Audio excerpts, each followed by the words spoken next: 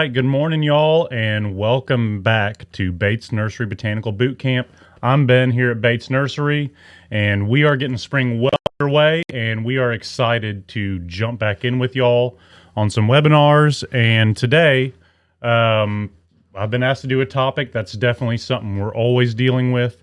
It's something we get questions about constantly, so we figured we'd do a really real simple, just getting into the nitty gritty of planting here in Middle Tennessee. We know a lot of people are not from this region of the country, so our soils can be kind of different. And with a few basic rules and guides, you can really have a lot of success despite how heavy and how much clay your soil has. So yeah, we're going to do some just kind of general looks at what we would look at as far as concerns with planting. And then I'm going to go through a little slideshow of me actually planting a shrub, just to give y'all a visual guide of my exact specific steps I go into. Of course, you know, you can modify this to work with you. There's many different methods as long as we kind of obey a few simple guidelines. So yeah, let's go ahead and dig in. We're going to do a slideshow. It's a little chilly out there, so we're just going to do this because we're inside today. I will mention on the table here, I just brought in a few flowers, even though we're not talking about shrubs specifically. It is Fothergilla season, one of my very favorite native plants. A wonderful native plant with a very unique bloom. It looks kind of like a Q-tip with a bad hair day. Slightly fragrant. I've got Blue Shadow and Mount Airy, two really popular varieties.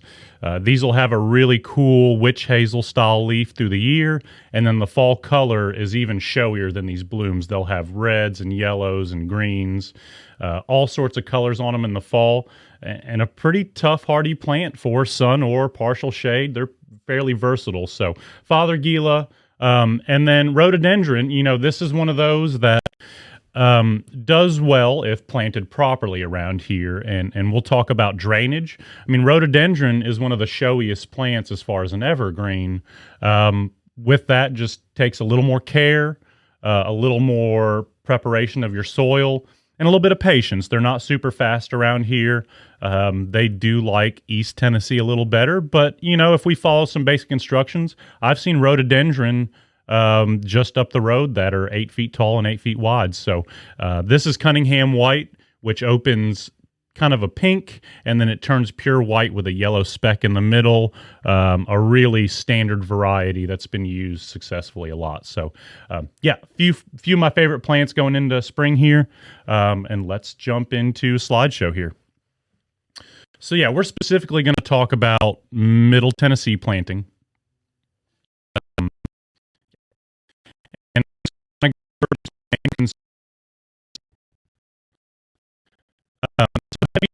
We talk about that. You know, if you're from further south, you'll understand. You know, if you're from further north or the west coast, you probably have a little lighter soil content, more sand in the soil. So we just got to work with it. That heavy clay in the soil is actually good nutrient for the plant. You just have to break it apart.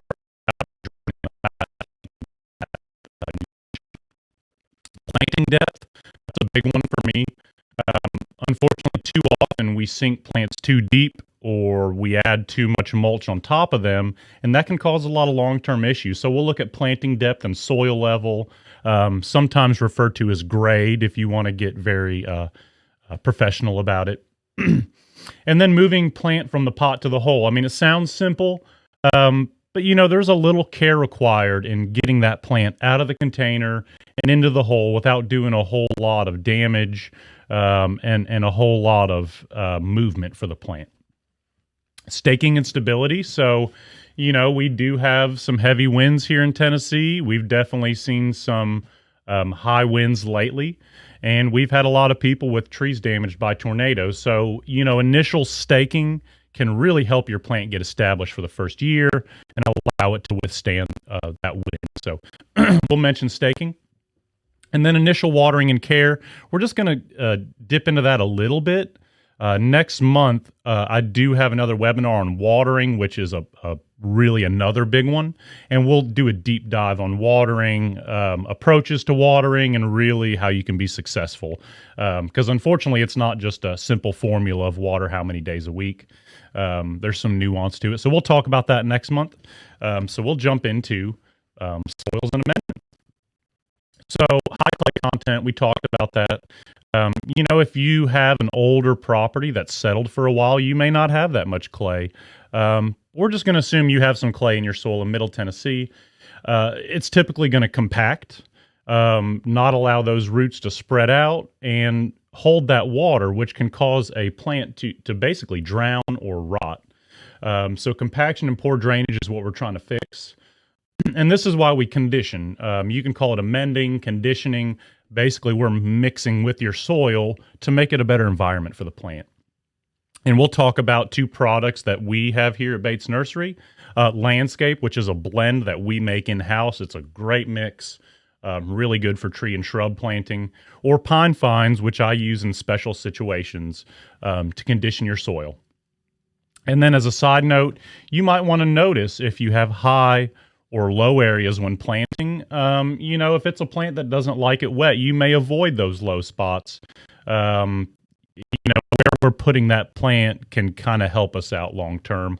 If it's a high area or it's on a hill, it may drain better. So a plant that's got more drought tolerance.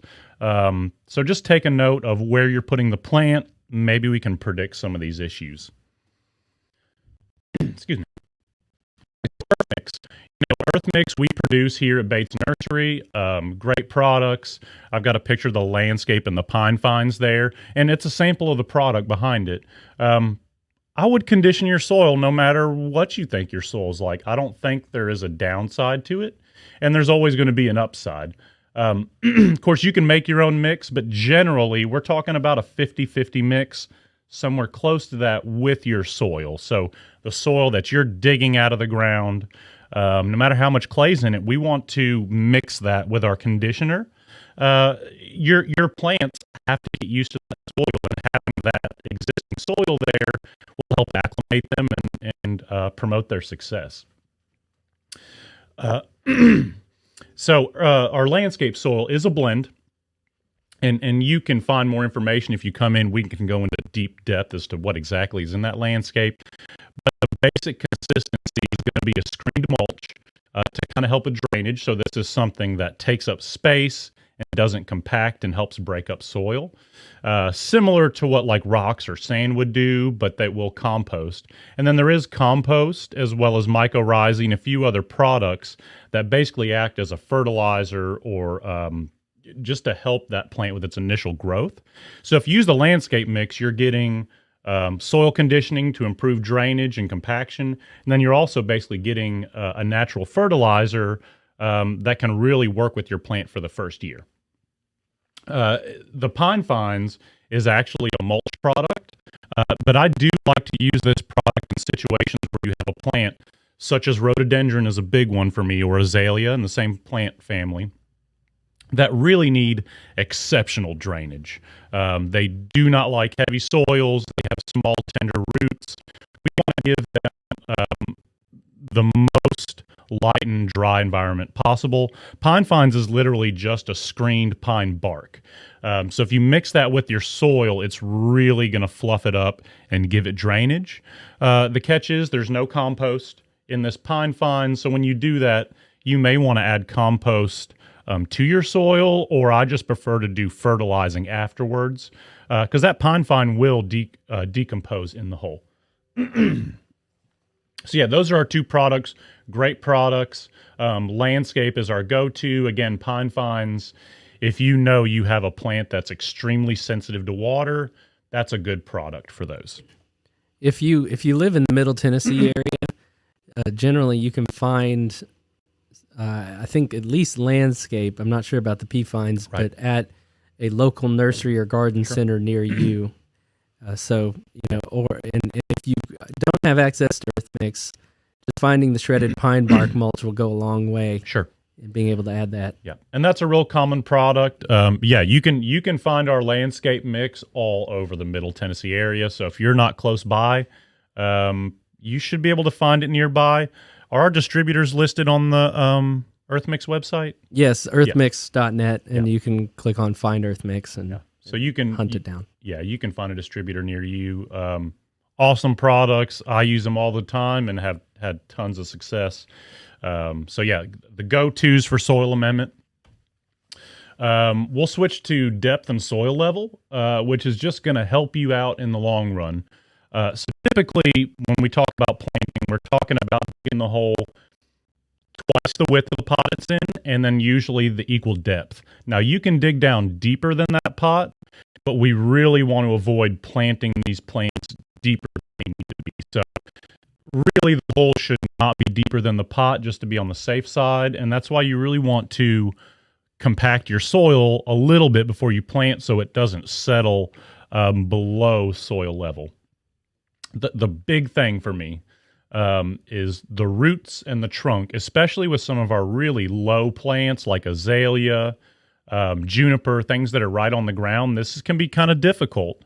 Essentially, we want that plant to be on what I call like a pitcher's mound or just a little bit up, because eventually these plants will settle. And then if we add mulch, we really don't want to get into the problem of putting that mulch around the trunk of that plant or inside the plant. Essentially, this is going to keep those trunks wet and die fairly quickly from being overly moist in our area. So we really want these plants to be at soil level or up above a little bit without mulch on these trunks. And yeah, so for heavy soils, if you have a ton of clay, it's a little bit wet, definitely stick that plant an inch or two above what we call grade or soil level.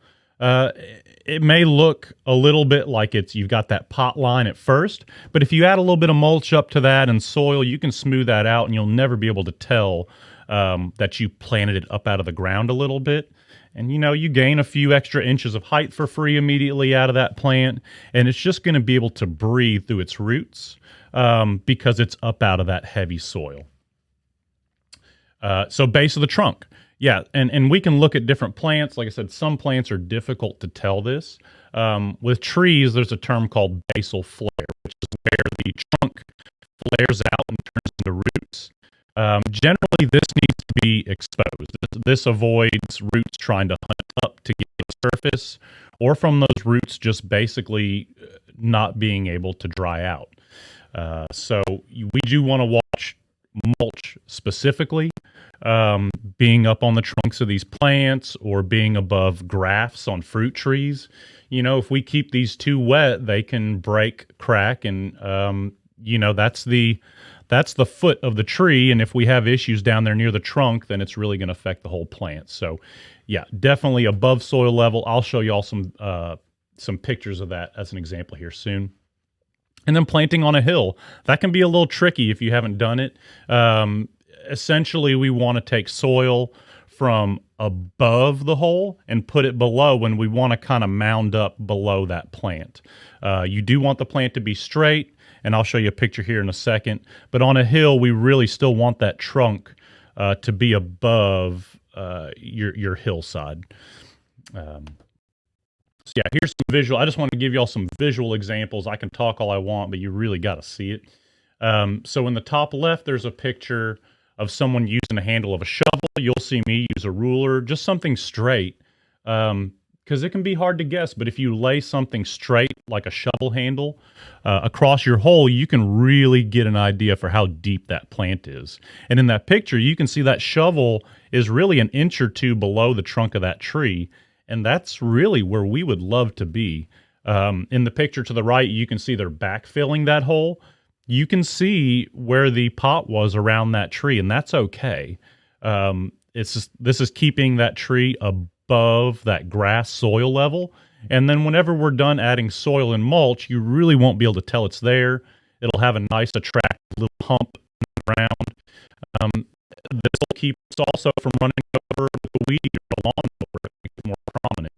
Yeah, some people are natural at first, but that plant sticking up out of the ground there near the tip of the shovel, that's really what we would like to see.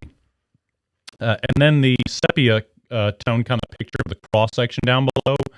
That's how we a lot of times see these depicted. That is a ball and burlap plant, and that's kind of a little bit of a different scenario, but the rules are still the same. We want the trunk to be above that dotted line, above that soil level. Really, the big difference is measuring several times before we plant, because these burlap plants can be heavy, and getting them out of the hole and back in can be a lot of damage to the plant. So you really have to double check your measurements. You can see the pliers with the ball and burlap plants. Essentially, you should plant them with everything on them, and then once you get it in the hole, you can cut off burlap and maybe even wire if you can get to it. The plant will grow right through these, but really we just want that burlap off of the trunk of the tree, just so you can't see it as well. So yeah, we'll cut all that afterwards, and then you can see they have soil ready to backfill. But that's a good example of the width of a hole. And then I also, to the right of that, have a little hillside. So you can kind of see with a plant on a hill, you want to kind of see your dotted line, which is your slope. And that needs to kind of run through the trunk of the tree. We just don't want that trunk of the tree to be well below that, or else we'll get water kind of pooling there. So we just want to make sure that tree is kind of on high ground. Use that soil from above to make a little bit of a hill below the tree. It will grow just fine as long as it's not below that hillside. Okay, moving plant from pot to hole. Most of us have tried to get a plant out of a pot. You know, some of them, like a willow, is probably going to be ripping roots because it's rooted out of the bottom. Something like azalea or rhododendron has a very small root system, so you may have dirt falling off of that when you take it out. So it's really about being gentle. A lot of us will tip the plant upside down and pull the pot off if you can get to the trunk. But either way, we just want to be gentle about it. Shaking the plant. Sometimes I'll kind of give it a little bit of a knock to kind of get it loosened in the pot. And we just want to be gentle about getting it up out of there without ripping all these little white roots. Again, if you have a willow, you probably will have to cut some roots out. That's okay. They're pretty vigorous rooters. But we really don't want to try to lift these plants by the trunk up out of the ground. That's where we could start to do some damage, especially if we twist the trunk and it starts ripping roots. We may not see the effects of that for a few weeks. Dogwood comes to mind. Native dogwood's a great plant. They can be a little bit slow to set sturdy roots, so we really want to kind of be gentle with those coming out of a pot. When you got that plant out of that container, measure that hole once, twice, 3 times with a shovel and a ruler or something like that. That'll keep us from having to move that plant in and out of that hole more than once. We really want to move these things one time. More than that, we're just being excessive. You can see, here's the viburnum I'll show y'all I planted. It's got a pretty good root system, but I was able to kind of loosen those roots with my hands. If it's heavily rooted, you can definitely put gloved hands on and kind of pull some of those roots that are circling.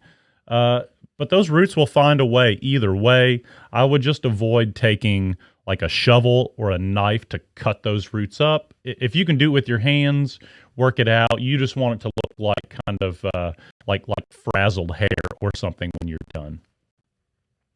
As I mentioned before, ball and burlap plants, those can be planted with the cage and burlap. We just recommend removing anything, up above that trunk, any of that burlap that you can see once you're done planting. So, and we can talk to you more about ball and burlap. They're just a little more hard to handle, really is the difference, but they seem to plant just fine in our area. Okay, plant stability and staking. So stability of a plant really has to do with initial planting, watering, and just holding that plant still for a good season. A lot of our plants, especially if they are a little bit slower to root, will come with stakes. Typically, you can leave those on the plant for about a year, and then you can take them off once that plant kind of stabilizes. A big thing for me is packing in that plant. Sometimes we'll call it mudding in because it really can be kind of like a muddy endeavor, because we want to really go around this tree with our feet and use our weight to pack that soil and get all of the excess air pockets out of there that'll settle and make that tree wobble. So once you get that tree straight, you or someone else should hold it and then pack that soil in with your feet if you can. If it's tight, you can use the handle of a shovel and kind of tamp it in. And you want to do this in conjunction with slowly watering the plant. Because if we do this, we'll settle that loose soil, really pack that in so that tree doesn't have an opportunity to start moving in that hole. Because if it moves for the first 6 months, those roots really can't grab hold. So that mudding in process, which I'll show you, is really a big factor for getting these plants stable. You will see what we call guy wires, or, the stable wires on trees. That's kind of my last resort, because if you do these guide wires on trees incorrectly, or if you forget to take them off, it can lead to permanent damage. Also, if you leave them on too long, it's essentially like leaving a cast on too long. The tree will just not have a strong trunk.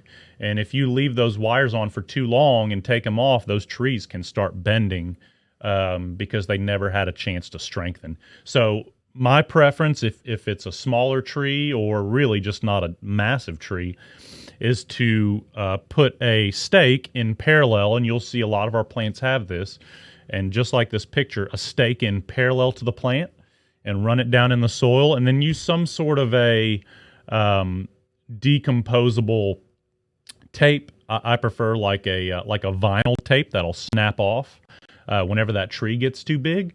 If you use something like a wire, it can start digging into that tree over time. But if you leave a stake right next to that tree, it allows it to lean on that stake, but the tree still has the ability to develop its strong trunk. So yeah, staking, we really prefer to have them sistered or right next to that plant, and it just kind of gives it something to lean on, but not too much. Still, I would try to take it off after about a year and let that plant kind of go on its own if it's stable. Okay, and initial watering of care. This is going to be our last kind of, bullet points for this, and then I'm going to go into like the nitty gritty and I'll show you how I plant it. First watering, definitely the most important. We talk about watering, we're really priming our soil and getting it wet so we can keep holding water. We want to put water on this new plant to a slow enough trickle that it's not going to wash it out. Soaker hoses and drip hoses are naturally going to do this, but we want that hose to be a low pressure, and you're going to see the water kind of get absorbed in the soil slowly. We want to turn that hose on to the level to where that water doesn't run off, but it slowly soaks into the ground. And once you kind of find that place where the water just keeps soaking, leave it there. We want that initial watering to be at least 5 minutes. I'd love 15, 20 minutes at a really slow soak. This allows that water to get into the entirety of the soil around the plant. It really helps set that plant and get its roots to start. If your soil's really dry, which it shouldn't be right now with all this rain, if it's really dry, you may have to really get that soil wet before it starts absorbing the water. Our soil's kind of like a sponge. If it's a really dry sponge, that water's going to run off until you really soak it. So just like a house plant, we've done some webinars on watering house plants.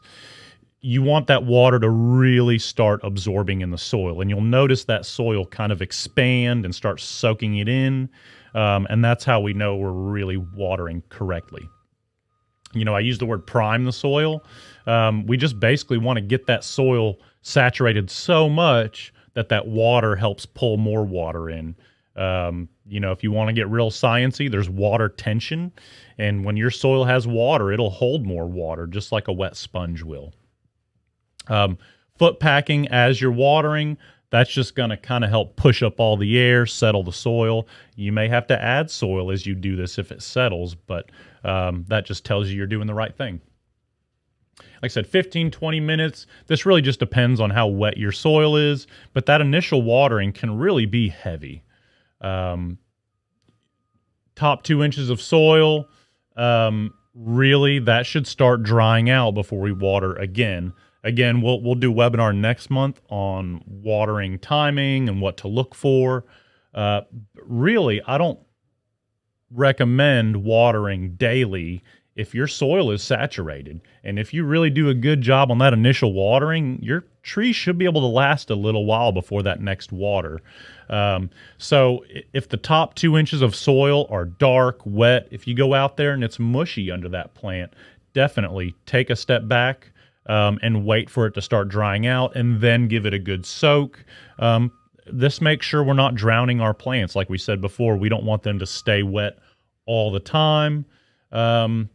And we're going to go with that schedule. Again, we'll get more in depth next month on that. But yeah, general watering, wait for it to dry out, and then give it a good soak again. Kind of a catchphrase we'll use is deep and infrequent watering. So if you water really well and deeply, you shouldn't have to do it all the time, and it'll make your job a lot easier and the plant happier. Ben, we got a question. I'm Sure. just going to go ahead and kind of interject here. What about planting dormant roots? So I guess that's probably like bare root things that people might get shipped to them. And we really don't sell bare root plants because technically anything in a container is not, the roots are not going to be dormant. The roots are where they store all their energy. But things like you can get fruit trees, bare root. You can get roses bare root, which is fairly easy. We just can't really guarantee the success of those plants here. That's why we don't really carry them, because they can be a little tricky and you're not going to get 100%. Generally, with those types of bare root plants with dried roots, you're going to soak them in water for something like 6 to 12 hours, sometimes up to 24 hours to kind of get them growing. You really should, if you're doing a rose versus a pawpaw versus something else, you should really look up specific instructions for doing that specific bare root plant material. Essentially, it's very similar to taking a cutting where we're just trying to get that plant to start its root system. Roses are actually very easy to do this way. Bare root roses can be very affordable. I would just get multiple, because inevitably you're going to have some failure. But yeah, with dry root plants or dormant root plants, usually you're going to have to prime those by soaking them. You can do the same thing with some bulbs, like dahlia bulbs. You kind of have to soak them to get them growing. But yeah, we probably won't sell any of that here at Bates just because there is a failure rate. But yeah, it's going to be about an initial soaking before you plant. And yeah, y'all feel free to ask any questions. If I can find a little stopping point, I'd be more than happy to address it.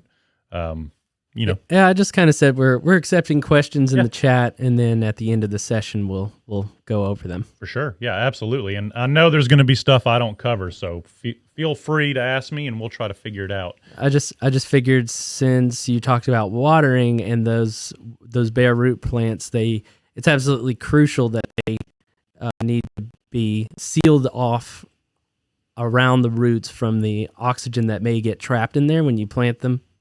In the soil. Yep. And so watering is a really important method for that. So. Yeah.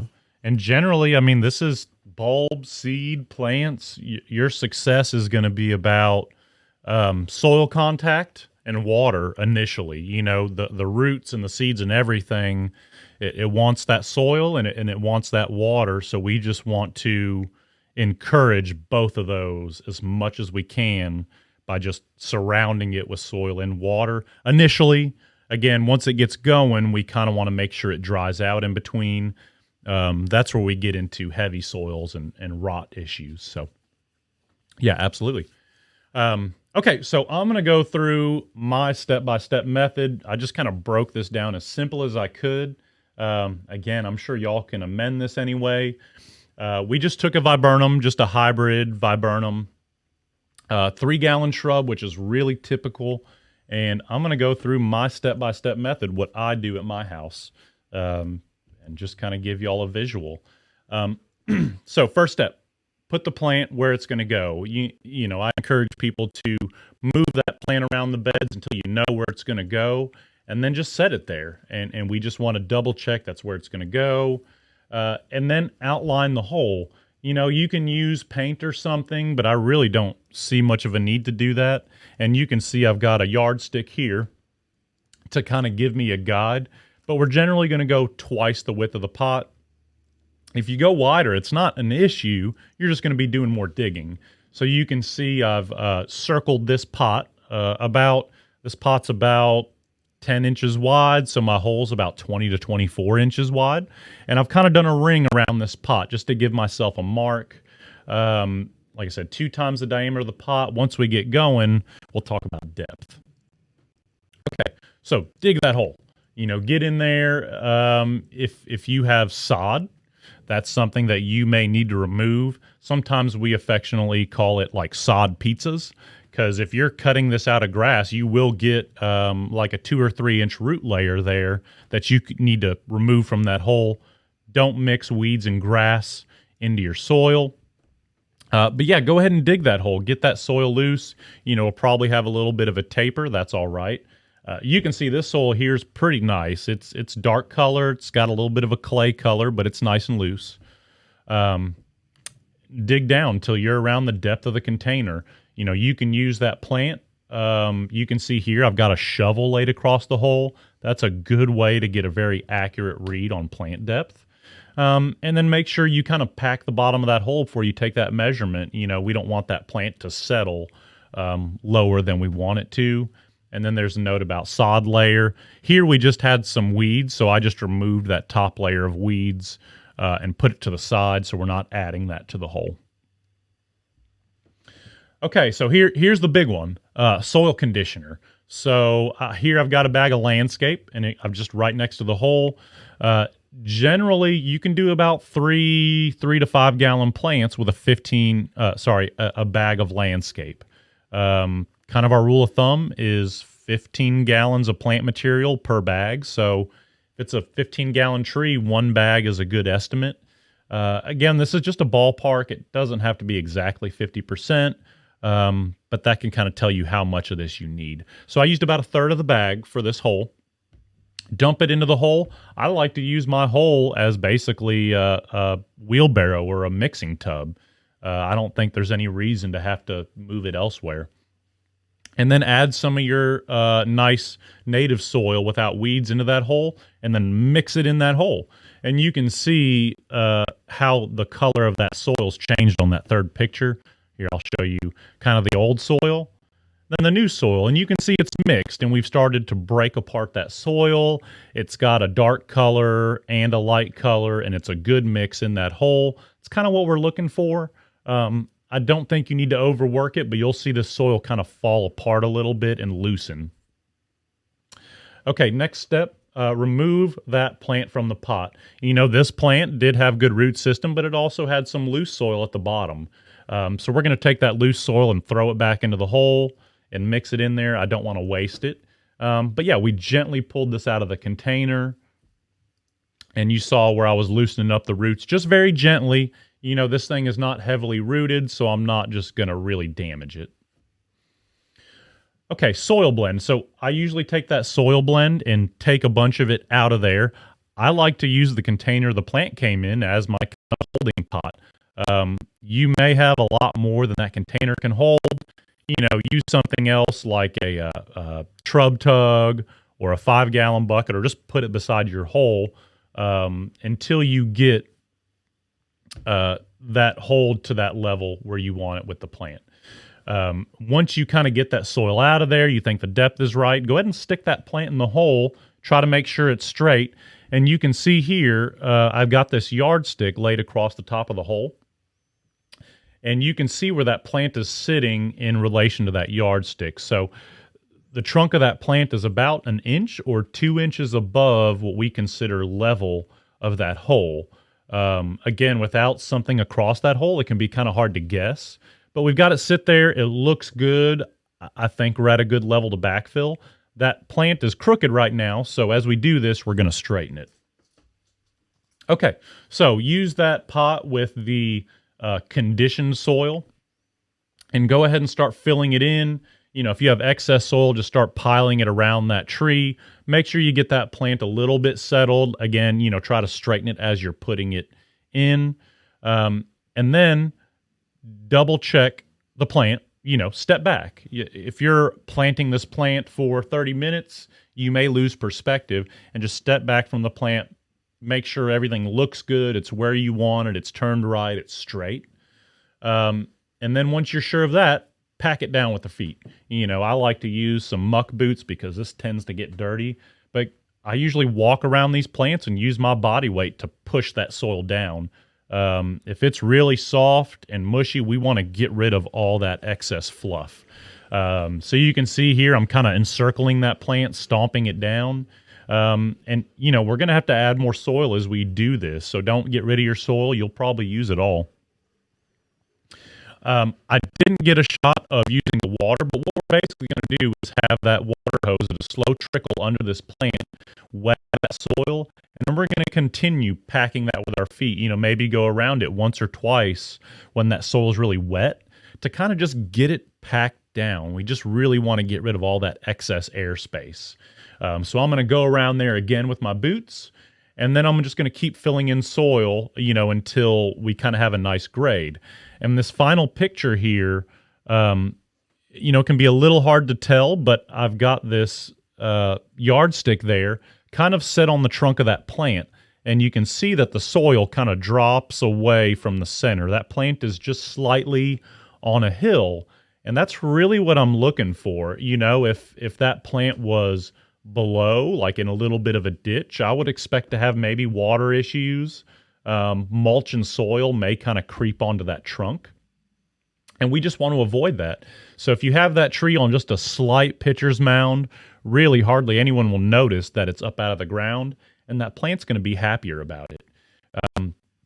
And once you kind of have this watered in, mudded in, that's when you should stick, mulch. I mean, you could even use soil conditioner. I use pine fines as a mulch.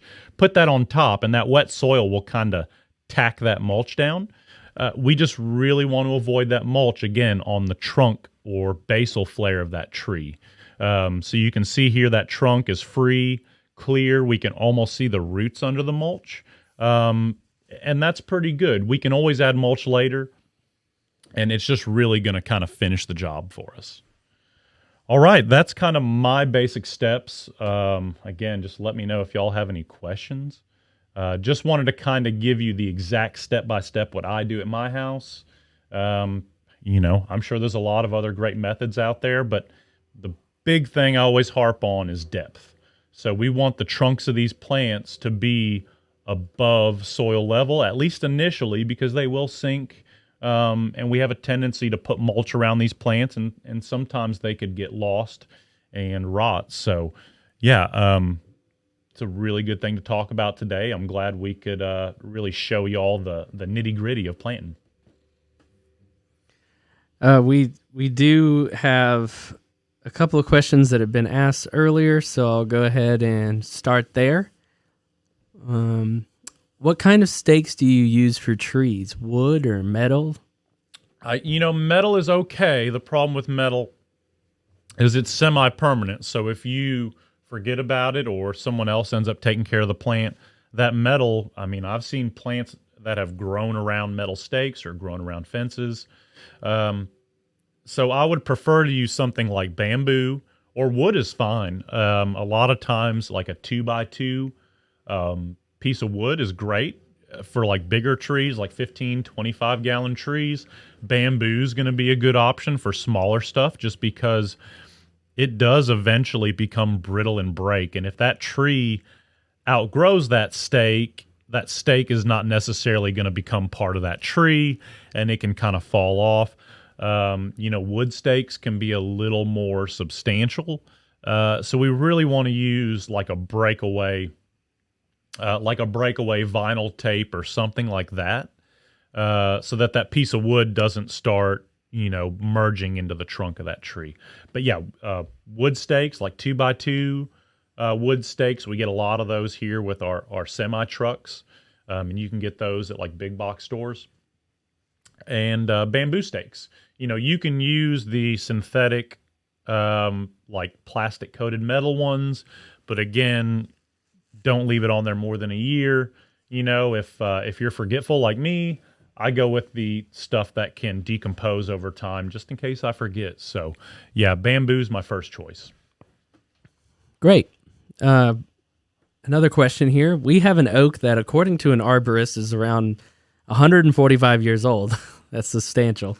It's got a wide trunk and it's really tall. It gets southern and western summer sun.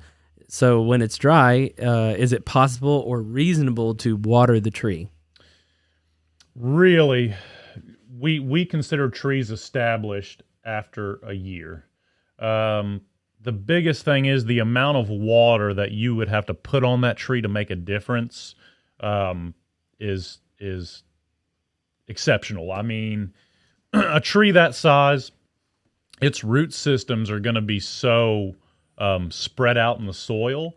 I don't think you could really make an effect on the soil versus nature and rain, because that tree really has got feelers, probably wider than the canopy of the tree. So it's soaking up water from all around that soil.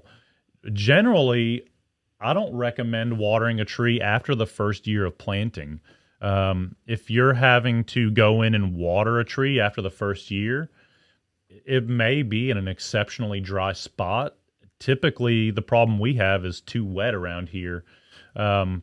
We have had some drought years where oaks have suffered. If we get a month or two of no rain, your oaks can drop leaves. They can suffer a little bit. I don't know that you could provide enough water to offset that. Now, if you have access to a body of water that you can pump to it, maybe. But I would only think about that in extreme drought. If it's been there for 150 years, I highly doubt that a drought would have any effect on it. Okay. Yeah. I just bought a house and have had some surprise peonies come up that I'd like to move. Me too. Oh, no. Can the speaker give advice on when and how to move them? And maybe just comment generally on transplanting, since that's part of that too. The good thing about peonies is they kind of have a tuber system, which means they really store a lot of nutrients in those roots. So transplanting should not be that difficult as long as you can get a shovel underneath it. Peonies, mine are starting to develop some pretty good sized buds on them. They'll probably bloom here in a month or two. So I'm really not going to consider transplanting it until it goes dormant. You probably could transplant it now, but likely you would lose the blooms, and you would just have to wait till next year. So my recommendation would be to wait till it blooms, get that show out of the way, and then once it goes dormant, ideally late summer into fall, then I would transplant it. They're fairly hardy, so I would just dig it up and, try to get as much as that tuber root system as you can. And, look at that tuber root system and then dig a hole about twice the size like we would in a container, and then use landscape mix to condition that soil, and you should be fine. So, yeah, I probably wouldn't start until, October, November, and then dig that thing up, get all those tubers, work that soil, condition it, and you should be good to go. Great. And let's see here. We had somebody who missed the beginning, so when you referred to the landscape mix, just go ahead and go over what you're talking about. Yeah. In general. Yeah. So soil conditioner, which is a big one here for us. So heavy soils are pretty much assumed in Middle Tennessee.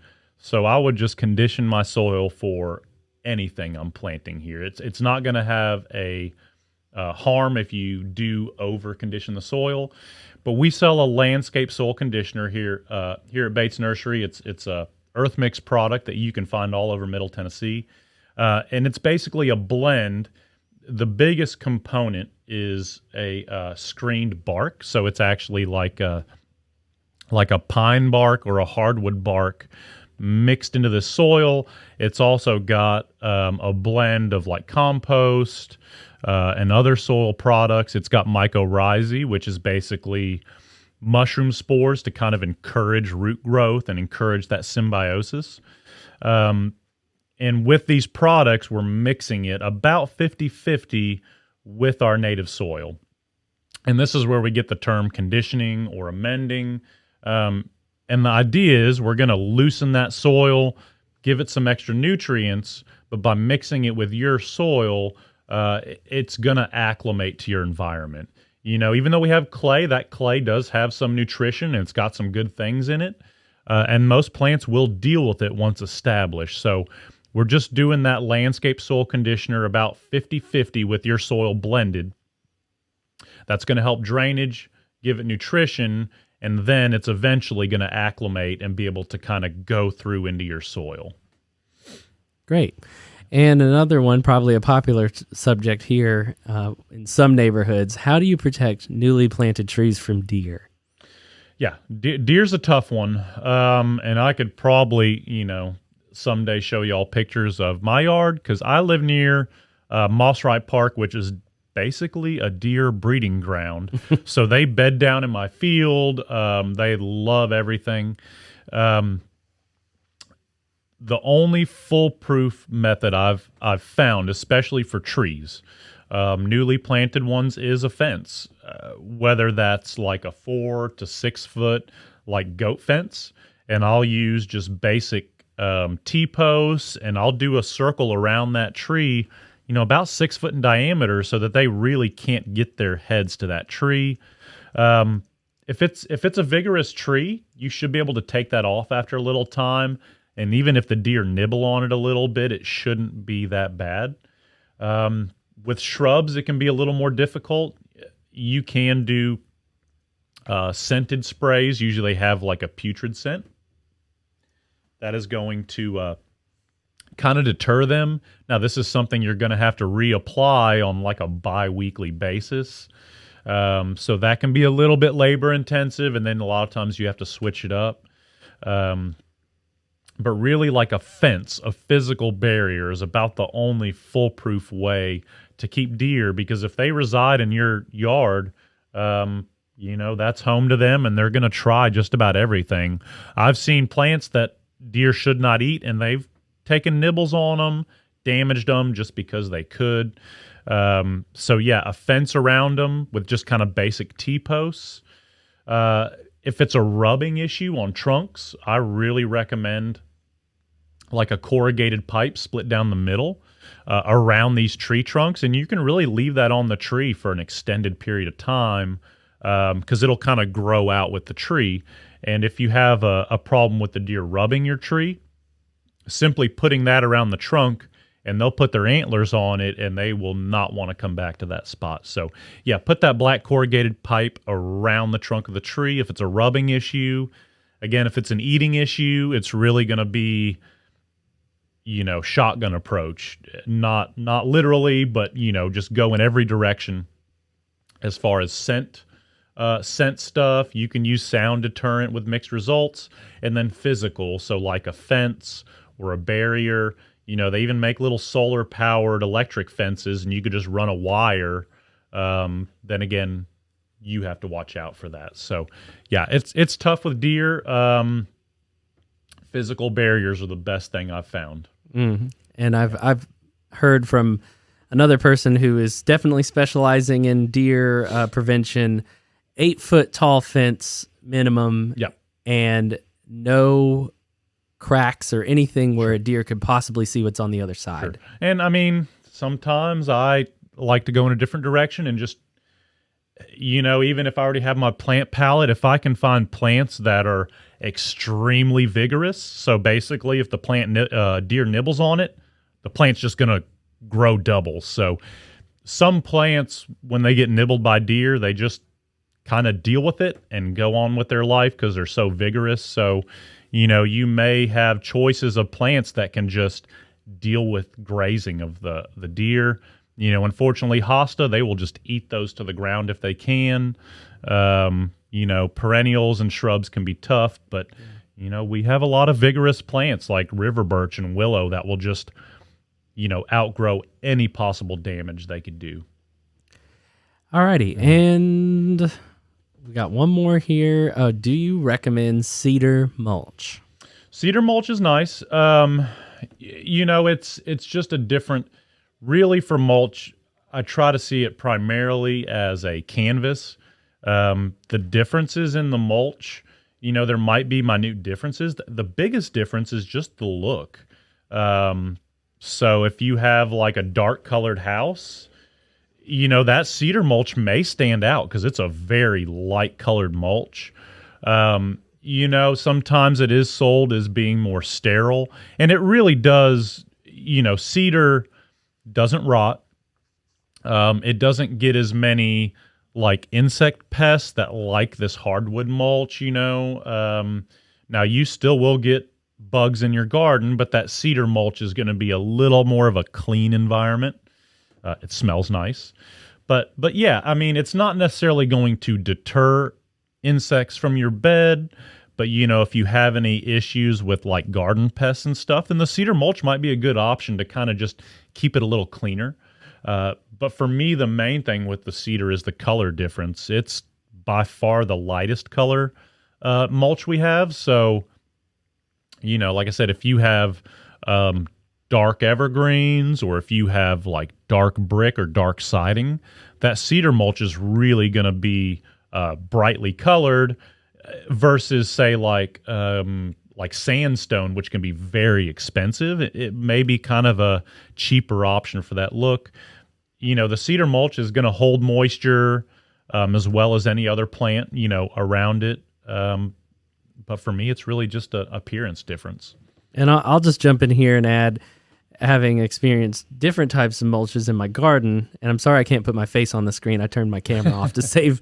We had some audio issues earlier.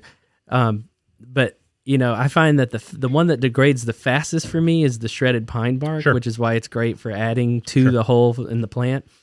And then, obviously thicker, I guess it would be not finely shredded, but just the shredded pine bark will last a little bit longer.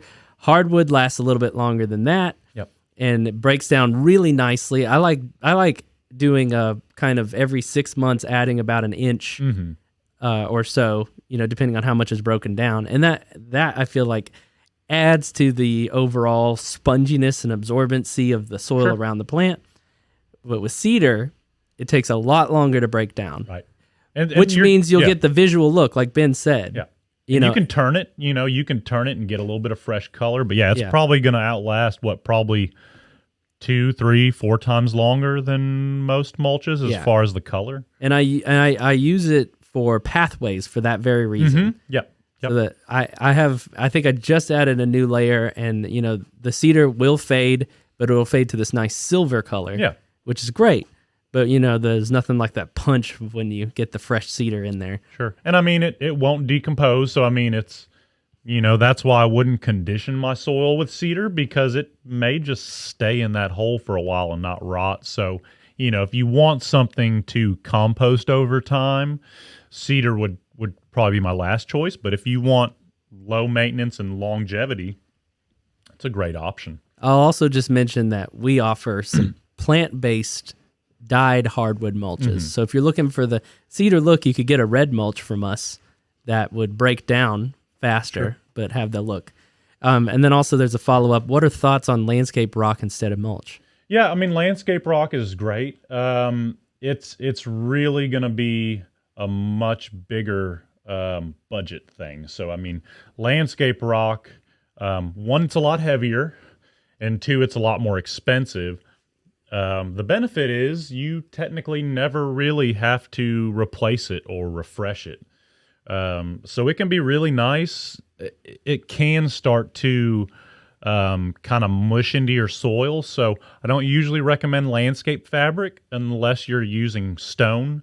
And it can kind of keep that landscape rock a little cleaner. Unfortunately, we don't really sell hardscape products like rock anymore. It's just a little bit more than we can deal with. A lot of times they'll use scales and stuff. But yeah, I think I've got rocks in my current house. I'm thinking about changing it because my house is like a white brick and then it's got sandstone rock and it's almost the same color. So I'm not getting the contrast. But, if you're going for more of that like naturalistic look or kind of like a Midwestern style bed, I think that river rock looks awesome. Rain gardens and all that stuff, but it's going to be a lot more expensive and it's going to be a lot more work to move it. But yeah, it's an awesome product. You will still have to pull weeds or spray weeds. Okay, we got a follow-up just now. What do you recommend for weed control? And that's probably a combination of mulches and... Sure. And I mean, the mulch is going to help you pull the weeds, but remember, these annual weeds are going to reseed every year. So if you don't refresh that mulch, you're going to have seeds pop up on top of everything, even the rock. The weed seeds will germinate in between the rocks. We don't encourage glyphosate, Roundup products excessively.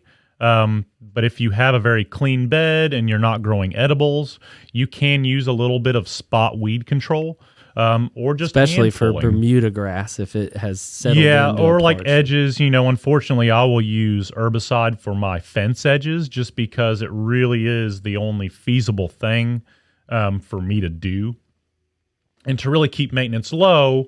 Now with my edibles, I do not let herbicide get anywhere close to that stuff just so it's not in the soil. Everything in moderation. The mulch products are going to make it easier for you to pull those weeds. So like pine straw mulch, if you have weeds pop up through that, typically their roots are just kind of in the pine straw, so you can rip it out of there super easy. So essentially just keep reapplying a little bit of that mulch every year. Make sure it's not up on the trunks of our plants. So if you're getting too high on the trunk of the plant, pull it off. But that fresh mulch is going to make it easy to manually pull those weeds.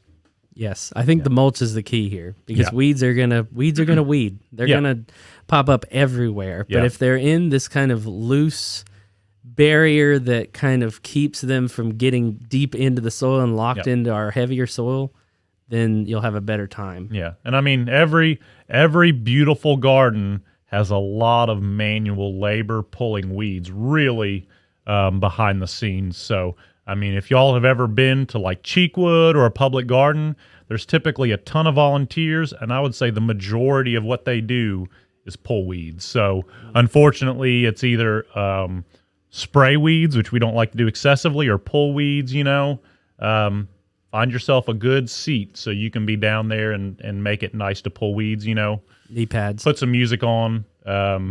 Yeah.